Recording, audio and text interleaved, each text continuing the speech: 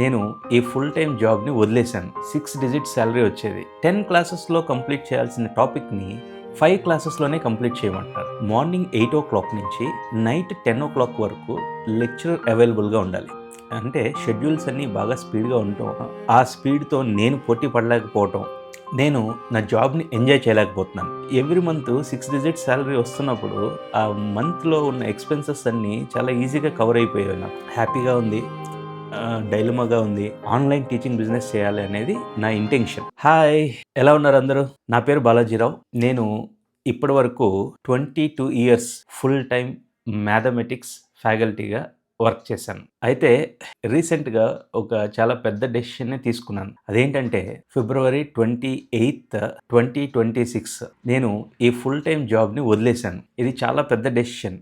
6 digit salary వచ్చేది. So every month complete అయిపోగానే salary credit అయినప్పుడు మళ్ళీ ఆ మంత్ అంతా వర్క్ చేయడానికి ఒక ఎనర్జీ వచ్చేది. సరే, అవన్నీ మాట్లాడదాము. ఈ వీడియోలో నేను మీకేం చెప్పబోతున్నానంటే, నేను ఎందుకు ఈ డెసిషన్ తీసుకున్నాను, ఎందుకు జాబ్ వదిలేశాను, ఈ జాబ్ వదిలేసిన తర్వాత నా పరిస్థితి ఎలా ఉంది, ముందు ముందు ఏం చేయాలనుకుంటున్నాను, వీటికి సంబంధించిన విషయాల్ని ఈ వీడియోలో మీకు షేర్ చేద్దాం అనుకుంటున్నాను. ముఖ్యంగా టీచింగ్ కమ్యూనిటీలో ఉన్న వాళ్ళకి ఈ వీడియో ఎక్కువ యూజ్ అయ్యే ఛాన్స్ అయితే ఉంది. ఫస్ట్ పాయింట్, నేను ఈ ఫుల్ టైం జాబ్ని ఎందుకు క్విట్ చేశాను. నెంబర్ 1 రీజన్, ఈ టీచింగ్ జాబ్లో నేను జాయిన్ అయినప్పుడు లేదా ఈ ప్రాసెస్లో క్లాసెస్ చెప్పడం బాగా ఎంజాయ్ చేసేవాడిని. ఈ వీడియో నా స్టూడెంట్స్ ఎవరైనా చూస్తూ ఉన్నట్టయితే, ఓల్డ్ స్టూడెంట్స్, వాళ్ళకి అర్థమవుతుంది. నేను బాగా ఇన్వాల్వ్ అవుతాను క్లాస్ చెప్పేటప్పుడు. అంటే క్లాస్లో లాస్ట్ బెంచ్లో ఉన్న లాస్ట్ స్టూడెంట్కి కూడా లెసన్ అర్థమవుతుందా లేదా అనే ఫోకస్ నాకు ఉంటుంది. ఏదో క్లాస్లోకి వెళ్ళాము, పాఠం చెప్పేశాము, సిలబస్ కంప్లీట్ చేసాము, వచ్చేసాము అన్నట్టుగా నేను క్లాస్ టీచ్ చేయలేను. అంటే ఇక్కడ నేను మీకు చెప్పదలుచుకుంది ఏంటంటే, నేను నా జాబ్ని ఎంజాయ్ చేయలేకపోతున్నాను. దానికి చాలా రీజన్సే ఉన్నాయి. Number 1, busy schedules. నేను ఏ ఒక్క కాలేజీ గురించి స్పెసిఫిక్గా మెన్షన్ చేయట్లేదు. ఏ కాలేజ్లో తీసుకున్నా సరే 90% of the colleges busy schedule. ఇప్పుడు చాలా సింపుల్ చూడండి, ఒక లెసన్ని ఒక 10 క్లాసెస్లో కంప్లీట్ చేయాలి. కానీ ఈ షెడ్యూల్స్ ఎవరైతే ప్రిపేర్ చేస్తున్నారో 10 క్లాసెస్లో కంప్లీట్ చేయాల్సిన టాపిక్ని 5 క్లాసెస్లోనే కంప్లీట్ చేయమంటున్నారు. ఇంకొంతమంది అయితే 3 క్లాసెస్లోనే కంప్లీట్ చేయమంటున్నారు. అంటే క్లాస్లోకి ఎంటర్ అయిన దగ్గర నుంచి సిలబస్ కంప్లీషన్ మీదే ఫోకస్ తప్ప అది స్టూడెంట్స్కి అర్థమవుతుందా, అర్థం కావట్లేదా, దీని మీద ఫోకస్ లేదు. సో అందుకని ఎక్కడో టీచింగ్ జాబ్ మీద కొద్దిగా విరక్తిలాగా అనిపించింది. ఏంటిది, లైఫ్ ఇలా ఉంది. ఇప్పుడు 6 డిజిట్ శాలరీ కోసం వర్క్ చేస్తున్నామే తప్ప సాటిస్ఫాక్షన్ లేదు. వర్క్లో సాటిస్ఫాక్షన్ ఉంటే అది వేరు. అంటే మనం లైఫ్ని ఎంజాయ్ చేయొచ్చు. ఇది ఫస్ట్ రీజన్. అంటే షెడ్యూల్స్ అన్నీ బాగా స్పీడ్గా ఉండటం, ఆ స్పీడ్తో నేను పోటీ పడలేకపోవటం, అదే కరెక్ట్ అవుతుందేమో. వాళ్ళు రాంగ్ చేస్తారని చెప్పే కంటే కూడా ఆ పోటీ, ఆ సిలబస్ కంప్లీట్ చేయాలి అనే రేస్లో నేను వెనకబడిపోవటం, ఇది ఒక రీజన్. Number 1 reason. నెంబర్ 2, చాలా కాలేజెస్లో హెక్టిక్ టైమింగ్స్. కొన్ని కాలేజెస్లో అయితే మార్నింగ్ 8 నుంచి నైట్ 10 వరకు లెక్చరర్ అవైలబుల్గా ఉండాలి. మార్నింగ్ 8 నుంచి ఈవినింగ్ 10 వరకు అంటే 14 అవర్స్. ఒక డేలో ఒక లెక్చరర్ 14 అవర్స్ కాలేజీ కోసం అవైలబుల్గా ఉండాలి. అంటే 14 అవర్స్ వర్క్ చేస్తారని లేదు, మ్యాక్సిమం యూటిలైజ్ చేసుకుంటారు. మనం ఎక్కడికి వెళ్ళటానికి లేదు, ఏది ప్లాన్ చేసుకోవడానికి లేదు. మెజారిటీ కాలేజెస్లో 8 నుంచి 8 వరకు ఉంటుంది. కొన్ని కాలేజ్లో 8 నుంచి 6 టీచింగ్ అవర్స్, తర్వాత స్టడీ అవర్స్. కొన్ని కాలేజీలు ఇంకొక స్టెప్ ముందుకెళ్ళి సండే రోజు కూడా ఏదో ఒక వర్క్, పేపర్ ఎక్స్ప్లెనేషన్ అనో లేదో సిలబస్ కంప్లీషన్ అవ్వట్లేదు అని చెప్పి సండే రోజు కూడా వర్క్ అలాట్ చేస్తున్నారు. సో నెంబర్ 1 రీజన్, ఈ సిలబస్ కంప్లీషన్ అనే రేస్లో నాకు సాటిస్ఫాక్షన్ లేకపోవటం. Number 2, hectic work timings. అంటే work, family, work life balance సరిగ్గా లేకపోవటం. నెంబర్ 2. నెంబర్ 3, సరే ఇంత కష్టపడి సిలబస్ కంప్లీట్ చేసినా సరే వాడికి రిజల్ట్ ప్రెషర్. ఇప్పుడు లెక్చరర్ ఏం చేయగలుగుతాడు? ఇప్పుడు జేఈ లెవెల్లో స్టూడెంట్కి టీచర్ ఏం చేయగలుగుతాడు? టీచరు ఒక కాన్సెప్ట్ని డీటెయిల్గా ఎక్స్ప్లెయిన్ చేసి గైడ్ చేయగలుగుతాడు. ఇలా ప్రాక్టీస్ చేయి, ఇలా ప్రాక్టీస్ చేయని చెప్పేసి. ఇప్పుడున్న కార్పొరేట్ ఇన్స్టిట్యూట్స్ అన్ని ఏమైపోయినాయి అంటే నువ్వే వాడికి ర్యాంక్ తెప్పించాలి అంటారు. అసలు జేఈ ఎగ్జామ్లో టీచర్ రోల్ ఎంత? 30% టీచర్ రోల్, 70% స్టూడెంట్ వర్క్ చేస్తేనే జేఈ రిజల్ట్ వస్తుంది. మీరు ఎవరే స్టూడెంట్ తీసుకొని ఒక ఎక్సలెంట్ లెక్చరర్ దగ్గర తీసుకెళ్లి పెట్టండి. నేనేం చదవను, నేను జస్ట్ ఎక్సలెంట్ టీచర్ దగ్గర జాయిన్ అయ్యాను, నాకు ర్యాంక్ రావాలి అంటే ర్యాంక్ రాదు. ఈ రిజల్ట్ ప్రెషర్ ఎక్కువైపోయింది చాలా కాలేజెస్లో. ఇప్పుడు వేరే కాలేజ్లోకి వెళ్ళి జాయిన్ అవ్వాలన్నా నేను ఇంట్రెస్ట్ చూపించట్లేదు. ఎందుకంటే కొన్ని కాలేజెస్లో అయితే వీక్లీ 3 మీటింగ్స్ 4 మీటింగ్స్ దేనికి సంబంధించి? రిజల్ట్కి సంబంధించి. రిజల్ట్ ఎంత వచ్చింది, ఇదిగో ఈ క్లాస్లో ఈ పర్టికులర్ స్టూడెంట్స్కి ఫిజిక్స్లో మంచిగా మార్క్స్ వచ్చినాయి, మ్యాథ్స్లో సరిగ్గా మార్క్స్ రాలేదు, లేదా మ్యాథ్స్లో మార్క్స్ ఎక్కువ వచ్చినాయి, ఫిజిక్స్లో ఎందుకు తక్కువ వచ్చినాయి, pin to pin point out. వాడు చదవకపోతే, వాడు రాయకపోతే దానికి నేనేం చేస్తాము? ప్రెషర్ ఎక్కువైపోతుంది. రిజల్ట్ ప్రెషర్ ఎక్కువైపోతుంది. ఇవన్నీ పక్కన పెడితే జేఈ ఎగ్జామ్ కంప్లీట్ అయిపోయిన తర్వాత రిజల్ట్ రాకపోతే లెక్చరర్ని బ్లేమ్ చేస్తారు. అసలు షెడ్యూల్స్ ప్లాన్ చేసింది ఎవరు? ఫాస్ట్గా సిలబస్ ఎవరు కంప్లీట్ చేయమన్నారు? స్టూడెంట్కి రిజల్ట్ రాకపోతే దానికి లెక్చరర్ ఏం చేస్తాడు? సో ఈ అన్ని కారణాలతోటి చాలా హెక్టిక్గా, చాలా చిరాగ్గా ఈ టీచింగ్ ఫీల్డ్ మీద ఇంట్రెస్ట్ పోయి ఇక ఈ జాబే వదిలేద్దాము, ఈ 9 to 5 జాబ్ వద్దు. అసలు 9 to 5 అంటున్నా కదా, 9 to 5 కాదు, ఇంకా ఎక్కువే. ఏ కాలేజ్లో అయినా సరే 12 hours వర్క్ ఎక్స్ట్రాక్ట్ చేసుకుంటున్నారు లెక్చరర్స్ నుంచి. ఇది కరెక్టో కాదో మీలో ఎవరైనా వర్క్ చేస్తున్న వాళ్ళు కామెంట్ చేయండి.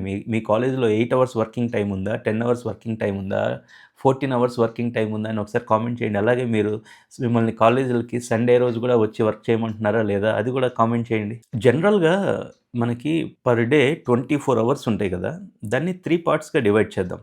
8 hours + 8 hours + 8 hours, 3 8s are 24 hours. ఇందులో ఒక 8 hours మనం ఏదైనా వర్క్ చేయడానికి, బతకడానికి, ఏదైనా జాబ్కి సంబంధించి 8 hours వర్క్ చేస్తే 8 hours స్లీప్ టైం, ఇంకొక 8 hours అనేది పర్సనల్ లైఫ్కి సంబంధించి ఉండాలి. కానీ ఏమవుతుందంటే మెజారిటీ ఆఫ్ ది కాలేజెస్లో 12 hours వర్క్ చేయమంటున్నారు. ఇప్పుడు 12 hours వర్క్ చేస్తాము, ఇంకొక 8 hours స్లీప్ కంపల్సరీ కావాల్సిందే. అంటే ఇక్కడ 20 hours అయిపోయింది.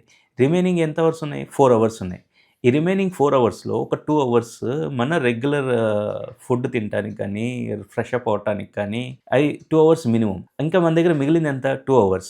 ఈ 2 hours ఆ రోజు క్లాసులు ఏం చెప్పాలి, లేదా నెక్స్ట్ డేకి ఏం క్లాసులు చెప్పాలనేది ప్రిపేర్ అవటానికే సరిపోతుంది. అసలు వర్క్ లైఫ్ బ్యాలెన్స్ ఎక్కడుంది ఇక్కడ? అంటే నేను ఎందుకు బతుకుతున్నాను అంటే ఒకరి కింద వర్క్ చేయటానికి, లేదా నా లైఫ్ అంతా నాకంటూ పర్సనల్ లైఫ్ అంటూ ఏముండదా? నేను ఇప్పుడు ఎక్కడికైనా ఒక ట్రిప్కి వెళ్ళాలంటే ఒక 4 days కావాలి, నాకు 4 days లీవ్ దొరకదు. సో ఇవన్నీ రీజన్స్ నేను ఈ ఫుల్ టైం టీచింగ్ని క్విట్ చేయటానికి. ఓకే, జాబ్ అయితే క్విట్ చేశాను, 1 week అవుతుంది. ఇప్పుడు నా మైండ్ సెట్ ఎలా ఉంది, నా పరిస్థితి ఎలా ఉంది? యాక్చువల్గా మీరు నమ్ముతారో నమ్మరో, చాలా కన్ఫ్యూజన్గా ఉంది, చాలా డైలమాగా ఉంది. ఎందుకంటే ఎవ్రీ మంత్ 6 digit శాలరీ వస్తున్నప్పుడు ఆ మంత్లో ఉన్న ఎక్స్పెన్సెస్ అన్నీ చాలా ఈజీగా కవర్ అయిపోయాయి నాకు. మంత్లీ బిల్స్ కానీ, ఈ చిన్న చిన్న ఈఎంఐస్ ఏమైనా ఉన్నా అవి కానీ, నాకు ఈఎంఐస్ యాక్చువల్గా తక్కువగానే ఉన్నాయి. నేను ప్రజెంట్ ఒక హౌస్ కన్స్ట్రక్షన్ చేస్తున్నాను, దానికి సంబంధించిన ఎక్స్పెన్సెస్ ఎలా చేయాలి అనే బర్డెన్ కొంచెం మైండ్లో ఎక్కువగా ఉంది ప్రజెంట్. ఈ జాబ్ క్విట్ చేశాను కదా, కొన్నిసార్లు చాలా హ్యాపీగా అనిపిస్తుంది, మంచి పని చేశాను అని అనిపిస్తుంది. ఇంకొకసారి ఈ ఎక్స్పెన్సెస్ గురించి ఆలోచిస్తే కొంచెం తప్పు చేశానా, మళ్ళీ ఇంకో జాబ్ ఏదన్నా ట్రై చేద్దామా అంటే అట్ ప్రెజెంట్ నా మైండ్లో ఏమైతే ఉన్నాయో అవన్నీ మీకు నిజాయితీగా షేర్ చేస్తున్నాను. నాకేమనిపిస్తుంది, చాలా మూడ్ స్వింగ్స్ వస్తున్నాయి. మళ్ళీ ఏదన్నా జాబ్ చేద్దామా అని, ఒక జాబ్ చేసి ఇంకొక సంవత్సరం, ఇంకొక 2 years చేద్దామా అన్న ఫీలింగ్ కూడా వస్తుంది. అయితే ఇక్కడ నేను మీకు ఒక విషయం చెప్పాలి. నేను ఈ జాబ్ క్విట్ చేసేటప్పుడే నా ఫైనాన్షియల్ ప్లానింగ్లో పార్ట్గా కొంత అమౌంట్, ఒక 6 months నేను అసలు జాబ్ చేయకపోయినా సరే ఎలాంటి ప్రాబ్లము రాకుండా కొంత అమౌంట్ అంటూ ఎక్స్పెన్సెస్కి తీసి పెట్టేశాను. సో కాబట్టి నేను ఇప్పటికిప్పుడు డెసిషన్ తీసుకోవాల్సిన అవసరం ఏమీ లేదు.